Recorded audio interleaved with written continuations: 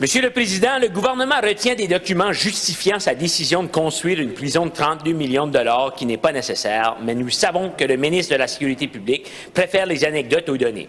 Alors peut-être qu'il n'a pas de dossier et que la prison est construite uniquement parce que quelques personnes lui ont suggéré l'idée. Ce dont nous avons besoin, c'est d'un meilleur accès aux services de santé mentale et de toxicomanie. Il y a des centaines de Néo-Brunswickois qui souffrent de traumatismes, de psychose et de dépendance aux drogues et à l'alcool. Nous ne sommes plus dans les années 70. Il est temps de mettre fin à la guerre ratée contre les drogues et d'investir dans des mesures de soutien pour aider les citoyens qui ont une dépendance aux drogues. Le ministre annulera-t-il la prison inutile et réinvestira-t-il l'argent dans des initiatives de réduction des méfaits afin d'empêcher que les Néo-Brunswickois meurent de surdose de drogue? Minister of Public Safety. Mr. Speaker, thank you for the question. The reality is that our jails are over capacity, and they are in a position where we need more spaces. And I want to reiterate that in relation to jails, crime, it's a holistic approach. That's why Department of Health is putting more money into mental health and addiction services, but we do need a jail. And this is something we're going to proceed with. We take crime serious, and there's going to be wraparound services that are going to be provided at the jail to help people transition from that lifestyle to be productive members of society. Thank you, Mr. Speaker. The Deputy to Kent North.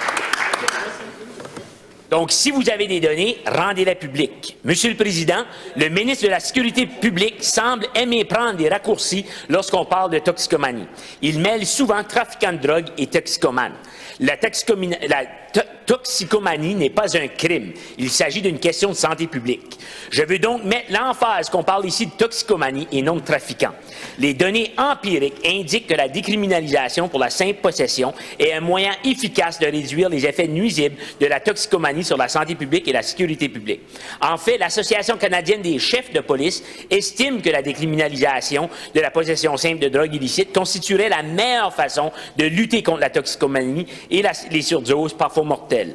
Ma question pour le ministre de la Sécurité publique, est-ce qu'il s'engage aujourd'hui à négocier une entente avec le gouvernement fédéral afin de décriminaliser la possession simple au Nouveau-Brunswick? Minister of Public Safety. Thank you, Mr. Speaker, for that question. We are well aware that addictions is on the rise in New Brunswick, as it is across the country, as it is across North America. It's a very, very serious issue that this minister and this government takes very seriously, which again is why this government has invested $174 million in mental health and addiction services. Just the last year, $8.9 million additional money to help support those services.